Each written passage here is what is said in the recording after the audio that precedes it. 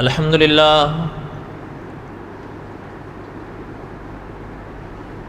للہ حمدا کثیرا طیبا کما امر ونشهد ان لا الہ الا اللہ وحدہ لا شریک لہ ونشهد ان سیدنا وسندنا ومولانا محمدا عبدہ ورسولہ اما بعد اعوذ باللہ من الشیطان الرجیم بسم اللہ الرحمن الرحیم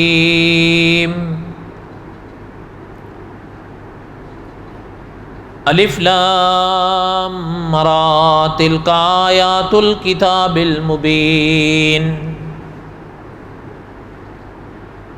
انا انزلناہ قرآنا عربیا لعلکم تعقلون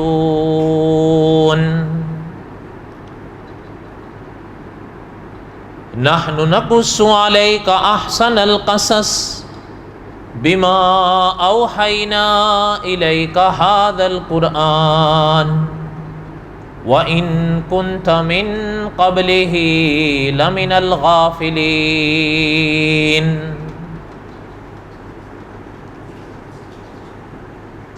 صدق اللہ العظیم وبلغنا رسوله النبی الکریم ونحن على ذلك لمن الشاہدین والشاکرین والحمد للہ رب العالمین اللہم صلی علی محمد وعلی آل محمد کما صلیت علی ابراہیم وعلی آل ابراہیم انک حمید مجید اللہم بارک علی محمد وعلی آل محمد کما بارکت علی ابراہیم وعلی آل ابراہیم انک حمید مجید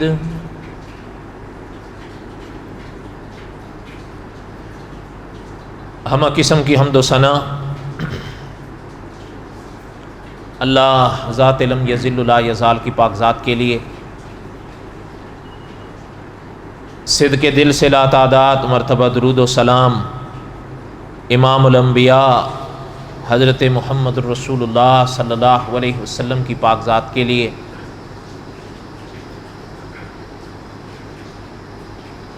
قصص الانبیاء علیہم الصلوۃ کے اسباق میں پڑھ رہا تھا اور حضرت موسیٰ علیہ السلام کے واقعات کو اور حضرت موسیٰ علیہ السلام کے واقعات کے دوسرے حصے کو میں دہرا رہا تھا۔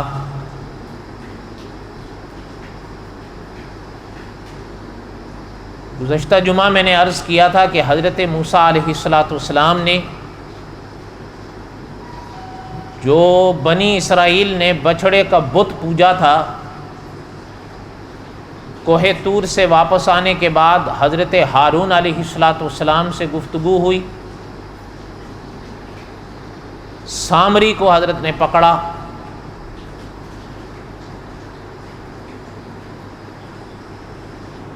اس کے بعد ان لوگوں نے جس بچھڑے کو پوجا تھا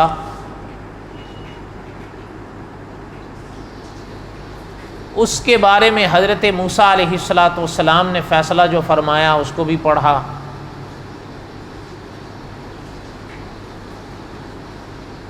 تب میں نے عرض کیا تھا کہ اس باب میں حضرت ہارون علیہ السلام کی بات آئی، چونکہ حضرت موسیٰ علیہ السلام جب کوہ طور پر تشریف لے گئے تو بنی اسرائیل کو حضرت ہارون علیہ السلام کے حوالے کیا تھا، لیکن حضرت ہارون علیہ السلام نے بڑے آرام سے حوصلے کے ساتھ پوری بات حضرت موسیٰ علیہ السلام کے آگے رکھی۔ حضرت موسیٰ علیہ السلام نے تب اپنے لیے بھی اور حضرت ہارون کے لیے بھی اللہ تعالیٰ سے بخشش کی دعا مانگی۔ حضرت ہارون علیہ السلام کی بات تو صاف ہو گئی۔ دوسرا مسئلہ تھا سامری کا۔ سامری کے بارے میں حضرت موسیٰ علیہ السلام نے جو اعلان فرمایا وہ اس کی دنیاوی سزا بھی تھی اور اس کی آخرت کی سزا کا بھی اعلان تھا۔ اس کے بعد جو بت بچھڑے کا اس نے بنایا تھا سامری نے، اور بنی اسرائیل میں سے کچھ لوگوں نے اسے پوجا، اس کے لیے حضرت موسیٰ علیہ السلام نے اعلان فرمایا تھا کہ اس کو ہم جلائیں گے اور جلانے کے بعد اس کی راکھ کو ہم پانی میں بکھیر دیں گے، اور اسی پر حضرت نے عمل فرمایا۔ اس کے بعد آخری باب اس حصے کا یہ رہ گیا تھا کہ جنہوں نے وہ بچھڑے کا بت پوجا تھا ان بنی اسرائیل کا کیا حکم رہا۔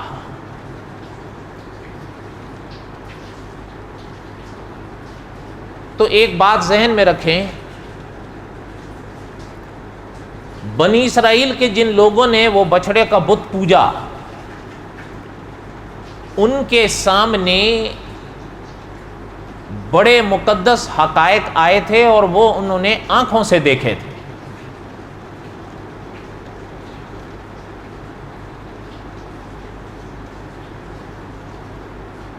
وہ حضرت موسیٰ علیہ السلام کی امت تھی۔ آپ اور ہم حضرت محمد الرسول اللہ کی امت ہیں۔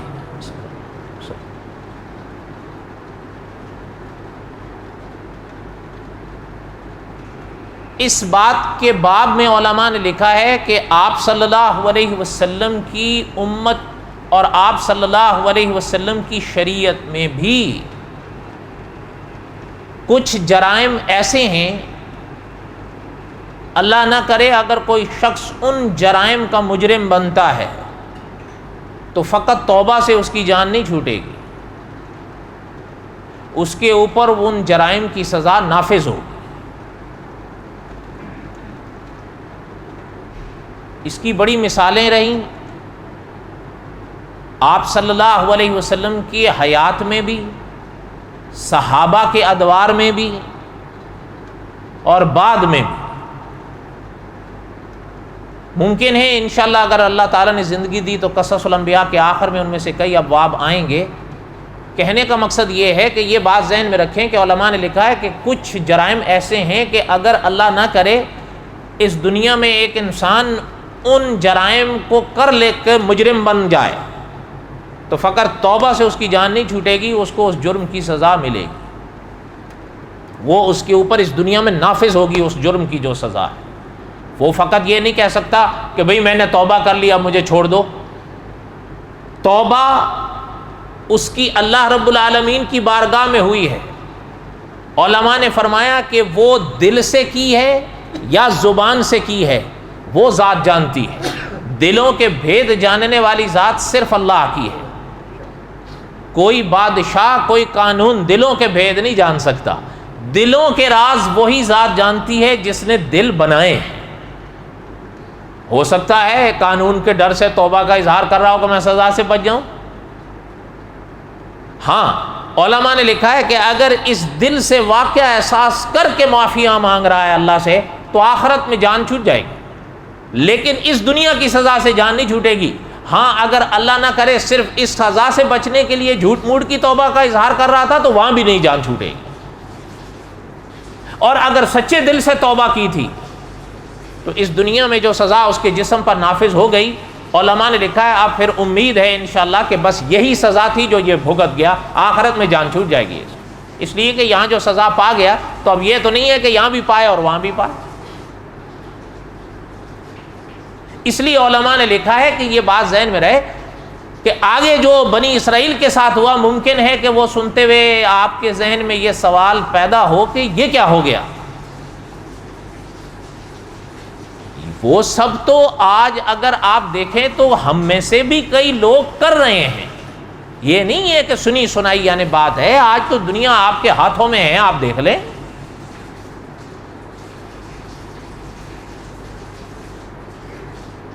انہوں نے جو کچھ کیا بچڑے کے ساتھ پوجھ کر، یہ نہیں کہ وہ لا علم تھے یا جاہل تھے یا انہیں بتانے والا کوئی نہیں تھا. حضرت موسیٰ علیہ السلام جیسی شخصیت کو آنکھوں سے سالوں سال سے دیکھ رہے تھے. حضرت موسیٰ علیہ السلام کے ساتھ جو فرعون نے مقابلہ کرنے کی کوشش کی وہ آنکھوں سے انہوں نے دیکھا، اور حضرت موسیٰ کی فتح آنکھوں سے دیکھی تھی. پھر ان کو لے کر حضرت موسیٰ علیہ السلام مصر سے نکلے تھے، جو ہزاروں کی تعداد میں تھے. راستے میں دریا یا سمندر آیا تو اللہ کے حکم سے وہ پھٹا، اور یہ حضرت موسیٰ علیہ السلام کے پیچھے پیچھے اس سے خیر و عافیت سے پار ہو گئے. لیکن پیچھے جو فرعون آیا وَأَغْرَقْنَا آلَ فرعون، وہ گیا. وَأَنْتُمْ تَنْظُرُونَ، حالانکہ یہ دیکھ رہے تھے. یہ منظر آج آپ اور ہم کلام پاک میں پڑھتے ہیں یا علماء سے سنتے ہیں، وہ تھے جنہوں نے آنکھوں سے یہ منظر دیکھا تھا. وَأَغْرَقْنَا آلَ فرعون وَأَنْتُمْ تَنْظُرُونَ، اللہ نے فرمایا حالانکہ تم دیکھ رہے تھے. یہ وہ لوگ تھے جنہوں نے وہ منظر آنکھوں سے دیکھا تھا. اس کے باوجود بچھڑے کے بت کو پوج ڈالا. اس لیے ان کو اس طرح یہ کہا جائے کہ جی یہ کیا، یہ بھی تو دیکھیں. پھر دوسری بات، آج آپ اور ہم کلام پاک کی روشنی میں حضرت موسیٰ علیہ السلام کے معجزات پڑھتے ہیں اور علماء سے سنتے ہیں. حضرت محترم کے ہاتھ کی لاٹھی سانپ بنا، سانپ لاٹھی بنی. حضرت موسیٰ علیہ السلام کا ہاتھ چاند جیسا روشن ہوا. آج آپ ہم پڑھتے ہیں اور سنتے ہیں انہوں نے حضرت موسیٰ علیہ السلام کے یہ معجزات آنکھوں سے دیکھے تھے. اس کے باوجود بگڑ گئے. اب حضرت موسیٰ علیہ السلام نے جب ان کا یہ عالم دیکھا تو حضرت موسیٰ علیہ السلام نے اب اپنی اس قوم سے جنہوں نے بچڑے کے بت کو پوجا تھا ان سے حضرت موسیٰ نے فرمایا. بعض علماء نے فرمایا تھا یہ 2 حصوں میں بٹے تھے، بنی اسرائیل کی بات کر رہا ہوں. بعض علماء نے لکھا ہے 3 حصوں میں بٹے تھے. 2 حصوں میں بٹنے کا معنی یہ کہ ایسے آپ سمجھ لیں کہ ایک حصہ ان کا وہ تھا جنہوں نے اس بچڑے کے بت کو پوجا، دوسروں نے نہیں پوجا. تو 2 حصے ہو گئے. البتہ محققین علماء نے لکھا ہے کہ یہ جو پہلا ہے نا، جنہوں نے اس بچڑے کے بت کو پوجا تھا، یہ تو تھے سمجھ میں آ گیا کہ انہوں نے پوجا، لیکن یہ جو دوسرے تھے جنہوں نے نہیں پوجا، یہ 2 حصوں میں بٹے تھے. اس کا کیا معنی؟ شیخ الاسلام علامہ شبیر احمد عثمانی رحمۃ اللہ علیہ نے لکھا ہے، اس کا معنی یہ ہے کہ ایک حصہ ان کا یہ ہوا کہ خود بھی نہیں پوجا، ان کو بھی منع کیا کہ مت کرو. یہ جیسے حضرت ہارون علیہ السلام نے منع کیا، تو حضرت ہارون علیہ السلام اور حضرت موسیٰ علیہ السلام انبیاء کے مسلک کے مطابق، انبیاء کے تابعداری میں انہوں نے نہ صرف یہ کہ شرک نہیں کیا بلکہ ان کو بھی منع کیا جو کرنے لگے تھے کہ یہ نہیں کرو، یہ غلط. انہوں نے صحیح کیا یا غلط کیا؟ دوسرا جو گروہ تھا وہ یہ تھا کہ خود تو نہیں کیا لیکن ان کو منع بھی نہیں کیا. خود تو نہیں کیا لیکن ان کو منع بھی نہیں کیا. اس لیے علماء نے فرمایا وہ جو پہلا تھا آپ اس کو ایک طرف رکھو تو ان میں 2 حصے بٹ گئے. نہ کرنے میں تو دونوں شریک تھے، نہ پہلوں نے کیا نہ دوسروں نے کیا، لیکن ہاں پہلوں نے منع بھی کیا، دوسرے والوں نے منع نہیں کیا، بس خود رک گئے. عام طور پر آج آپ اور ہم کوشش کرتے ہیں نیکیاں کریں، اور کرنی چاہیے یہ کوشش. انسان کے پاس نیکیوں کا ذخیرہ ہونا تو آخرت میں نجات اور جنت کی امید بڑھ جاتی ہے، پھر انسان کو تسلی رہتی ہے. ہمارے قاری عبدالحی عابد صاحب رحمۃ اللہ علیہ تھے، مولانا احمد علی لاہوری رحمۃ اللہ علیہ کے مرید تھے۔ زندگی کے آخری بہاروں میں ان سے میری ملاقات ہوئی تھی، میں ملنے گیا ان سے، تو دعا سلام اور مصافحے کے بعد میں نے پوچھا کہ حضرت کیسے ہیں؟ فرمایا بس اب اس کا انتظار ہے۔ تھوڑا سا دل سہم گیا، لیکن ساتھ ہی فرمایا کہ ہاں الحمدللہ کہ اطمینان ہے، پوری امید ہے کہ انشاءاللہ نجات ہو جائے۔ ایک انسان کے ذمے فرائض نہ ہوں، ایک انسان کے ذمے واجبات نہ ہوں، ایک انسان کے ذمے حقوق نہ ہوں کسی کے، تو پھر امید قوی ہوتی ہے نا، پھر انسان کو اطمینان ہوتا ہے۔ اگر ذمے پہ گناہوں کا انبار اور دوسرے کے حقوق اٹھائے ہوئے ہوں تو یاد رکھیے گا، علماء نے لکھا ہے جب یہ جسم اور روح الگ ہوتے ہیں، جس کا نام موت ہے، روح اصل آتی اوپر سے ہے، یہ جسم نیچے سے بنتا ہے، روح آتی اوپر سے ہے، اب وہ جہاں سے آئی ہے وہیں جانا چاہتی ہے، لیکن میرے اور آپ نے جو گناہ ہوتے ہیں، میرے اور آپ کے، وہ اتنے زیادہ ہوتے ہیں کہ اس کو وہ نیچے دبا، وہ اوپر اٹھنا چاہتی ہے، وہ اس کو نیچے دباتے ہیں۔ علماء نے لکھا ہے اس وقت جو روح اور جسم پر گزرتی ہے وہ بیان میں نہیں آتا انسان، وہ میرے اور آپ کے کرتوت ہوتے ہیں، وہ اس کو اوپر جانے نہیں دیتے، وہ جانا چاہتی ہے، اس میں جو کھچاؤ ہوتا ہے ان میں، وہ انسان سے برداشت نہیں ہوتا، اور اس سے میں نے اور آپ سب نے گزرنا ہے، کچھ گزر گئے ہیں، آپ نے، ہم نے گزرنا ہے۔ اس لیے علماء نے لکھا ہے یہ بات ذہن میں رکھو کہ کبھی بھی گناہوں کا بوجھ لے کر اوپر کی طرف جانے کی کوشش نہیں کرنا، نہیں جا سکو۔ یہ یاد رہے، اب ایک بات ذہن میں رکھنا، اوپر کی فضا پاک ہے، وہاں پاکیزگیاں ہی چڑھتی ہیں، یہ یاد رکھنا۔ آپ نے ایک بات سنی ہوگی نا، بارش کا پانی پاک ہے، کیوں پاک ہے؟ اس لیے کہ یہ اوپر سے آتا ہے۔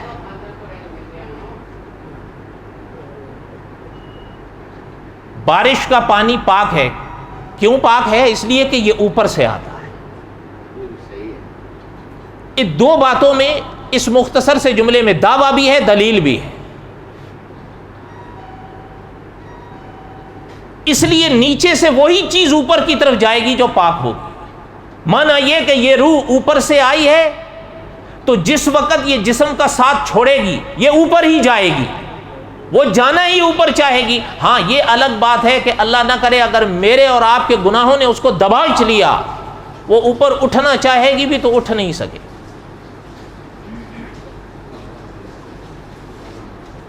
اور یہی مشکل مرحلہ ہوتا ہے۔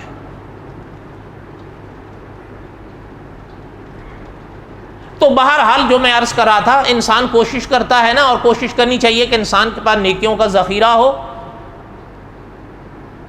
اس لیے کہ اگر انسان کے پاس نیکیوں کا ذخیرہ ہوگا تو نجات اور بخشش کی امید ہوتی ہے۔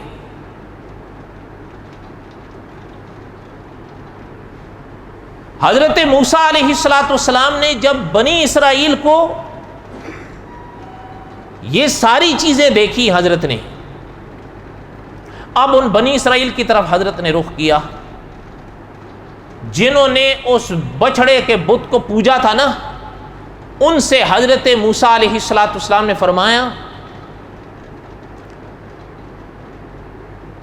کہ یہ جو تم نے بت پوجا ہے یہ تم نے اپنی جانوں پر ظلم کیا ہے، اور اس میں کوئی شک نہیں ہے۔ آپ سب جانتے ہیں ظلم، شرک، یہ ایک ہی شے کے اس موقع پہ دو نام ہیں۔ شرک ظلم ہی تو ہے، بلکہ حضرت لقمان علیہ السلام نے فرمایا تھا کہ شرک ظلم عظیم ہے، وہ انشاءاللہ حضرت لقمان علیہ السلام کے باب میں آئے گا۔ محترم نے فرمایا تھا کہ شرک ظلم عظیم ہے، یعنی صرف یہ بھی نہیں کہ شرک ظلم ہے، ظلم عظیم ہے۔ اور یہ بات آپ ذہن میں رکھ لیں جو میں عرض کر رہا تھا تفسیر مکی میں ایک جملہ چھپا ہے کہ اللہ نہ کرے اگر کسی انسان کے عقیدے میں شرک ہے، وہ یہ بات ذہن میں بٹھا لے کہ اس کی بخشش کا سوال ہی نہیں پیدا ہوتا۔ آج آپ اور ہم مساجد بنا رہے ہیں، کس لیے بنا رہے ہیں؟ خدا کی عبادت کے لیے بنا رہے ہیں نا۔ مکے کے مشرکوں نے کعبہ یوں ہی بنا دیا تھا، سوچ کے بتاؤ۔ یہ جناب کے علم میں ہونا چاہیے کہ جو آپ صلی اللہ علیہ وسلم کی پاک حیات میں کعبہ تھا وہ مشرکین مکہ کے ہاتھوں کا بنایا ہوا تھا۔ اور انہوں نے اس دن یہاں مجھ سے ایک دوست کہہ رہا تھا اس کا حوالہ، میں نے کہا ہاں حوالہ ہے، اس کا حوالہ تاریخ میں موجود ہے کہ آج آپ اور ہم چندہ مانگتے ہیں، دین کوئی عیب نہیں ہے، دین کے لیے مانگنا تو سنت ہے، لیکن مولانا نور الحسن بخاری رحمۃ اللہ علیہ فرماتے تھے ہم نے ایک جملہ کبھی کسی مسلمان کے منہ سے نہیں سنا کہ بھائی چندہ دو لیکن حلال کا دو۔ آپ نے سنا ہے؟ حضرت فرماتے تھے میں نے بڑے بڑے اکابر کے ساتھ چندہ مانگا ہے اور ان کو چندہ مانگتے دیکھا ہے، لیکن کبھی میں نے کسی اکابر کے منہ سے بھی یہ جملہ نہیں سنا کہ مسلمانوں ہم نے دین کا کام کرنا ہے، ہمیں حلال کا چندہ دو۔ حضرت فرماتے تھے یہ جملے اگر میں نے کسی سے سنے ہیں تو فقط ابو جہل کے منہ سے سنے ہیں کہ اس نے یہ اعلان کیا تھا کہ ہم نے کعبہ خدا کا بنانا ہے، اس لیے حلال کا چندہ دینا حرام کا نہ دے۔ حضرت فرماتے تھے ہم نے یہ جملے پڑھے تو گویا سنے ہیں نا۔ بات سفینوں سے سینوں تک آتی ہے۔ کہنے کا مقصد یہ ہے آج آپ اور ہم کعبہ بنائیں، آج آپ اور ہم مساجد بنائیں، آج آپ اور ہم مدارس بنائیں، اللہ توفیق دیں، لیکن یاد رہے اپنے عقیدوں کا بھی نکھار رکھو۔ اگر عقیدہ صحیح نہیں ہوگا تو جن کے عقیدے صحیح نہیں تھے انہوں نے یہ مساجد نہیں، انہوں نے کعبے بنا ڈالے، لیکن وہ آج بھی دوزخ میں جل رہے ہیں، اور میں اور آپ پابند ہیں کہ یہ عقیدہ رکھیں کہ وہ دوزخ میں جل رہے ہیں۔ یہ نہیں ہے کہ ہم کہیں ہو سکتا ہے جی بس ہو، نہیں۔ میں آپ سے پوچھتا ہوں ابو جہل کی نجات کا کوئی شخص عقیدہ رکھ سکتا ہے؟ اس نے کعبہ بنایا، یہ سورہ توبہ میں ہے، گھر جا کے پڑھ لینا۔ حاجیوں کو پانی پلاتے تھے، کمن آمن باللہ والیوم الآخر۔ اللہ نے فرمایا کیا سمجھتے ہو ان کا میرا کعبہ بنانا یا میرے حاجیوں کو پانی پلانا ہمارے نزدیک ایسا ہو سکتا ہے جس کا معنی ایمان ہے؟ ایمان کیا ہے؟ عقیدے کا دوسرا ہی نام تو ہے۔ حضرت موسیٰ علیہ السلام، بات کرنے کا مقصد کیا ہے کہ ان جملوں سے آگے جو بات آ رہی ہے عقیدے کی اہمیت کو سمجھو۔ حضرت موسیٰ علیہ السلام نے ان سے فرمایا کہ یہ جو تم نے بچڑے کو پوجا ہے، اس بچڑے کو پوج کر تم نے ظلم کیا ہے، اب کیا کریں؟ علماء نے لکھا ان کو حضرت موسیٰ علیہ السلام کی یہ ساری باتیں سننے کے بعد احساس تو ہوا کہ ہم سے قصور ہوا ہے، لیکن میں نے کسی صاحب کا درس میں عرض کیا تھا کہ علماء نے لکھا ہے یاد رہے اب ان کے لیے فقط یہ نہیں تھا کہ توبہ کر لو، اب ان کے لیے فقط یہ نہیں تھا کہ توبہ کر لیں، انہوں نے حضرت موسیٰ علیہ السلام سے فرمایا کہ ہمیں احساس ہو گیا ہے، آپ بتائیں ہم کیا کریں۔ ہاں آگے جو عمل ان کا ظاہر ہوا ہے وہ شاہد تھا اس بات پر کہ انہوں نے جو احساس ان کو ہوا وہ سچا تھا، اگر ان کا احساس سچا نہ ہوتا تو وہ عمل نہ کرتے جو آگے آ رہا ہے۔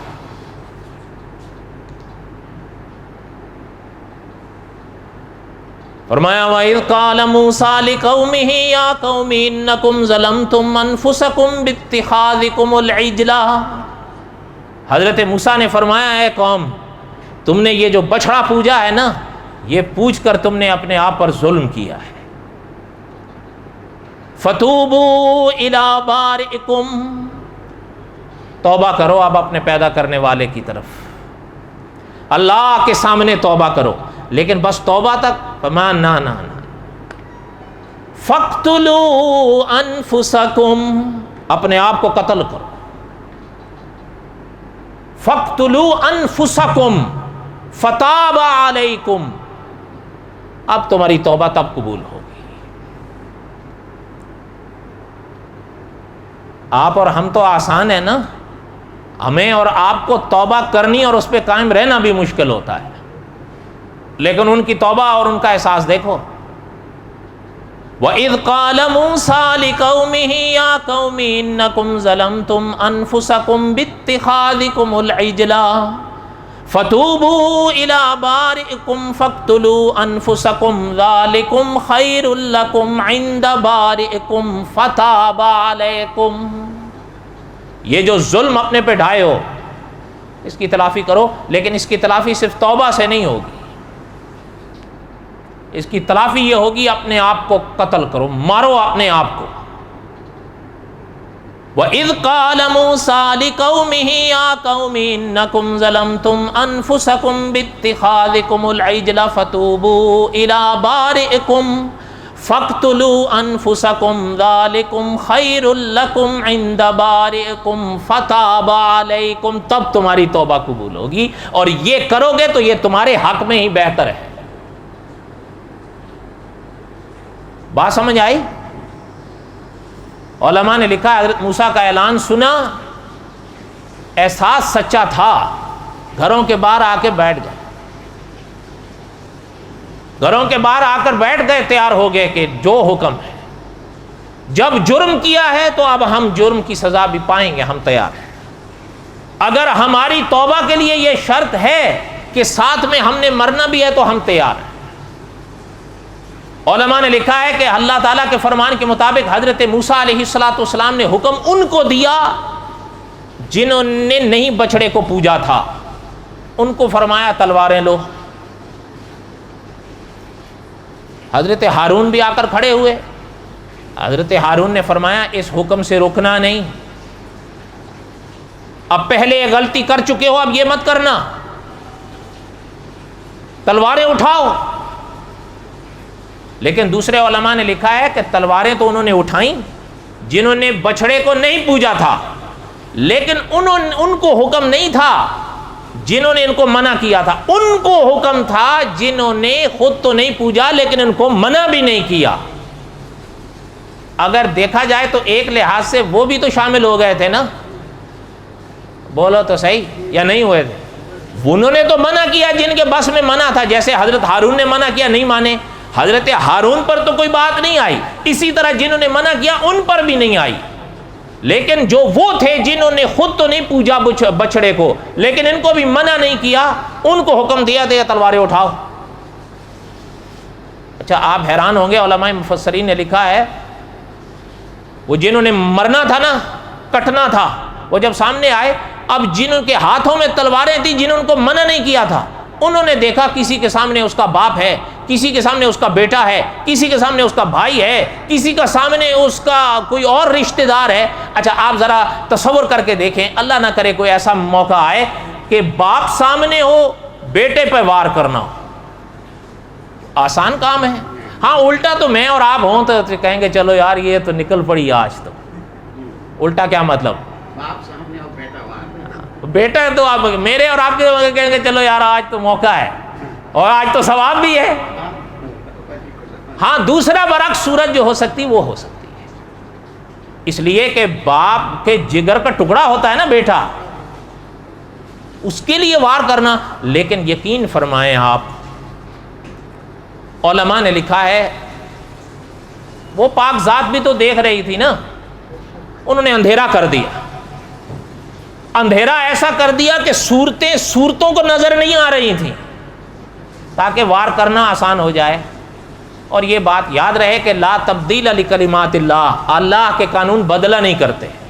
علماء نے لکھا ہے وہ، جیسے میں نے شاید کسی صاحب کا درس میں پڑھا بھی تھا، یاد رہے ان کی شریعت میں معافی نہیں ہوتی تھی، جرم کیا ہے تو سزا پاؤ۔ کن کی شریعت میں؟ حضرت موسیٰ کی شریعت میں، حضرت موسیٰ کی شریعت میں اگر کسی نے جرم کیا ہے تو سزا پائے۔ اس لیے ان کے لیے یہ نہیں تھا وار کرنا ہے، اندھیرا ہو گیا، ہاں پھر یہ ہے کہ جنہوں نے کٹنا تھا وہ کٹنے کے لیے تیار ہوئے، کٹے، اور جن کو قتل کرنے کا حکم تھا انہوں نے بھی پھر یہ نہیں دیکھا کہ اب سامنے کون آ رہا ہوگا، پھر وار کیا۔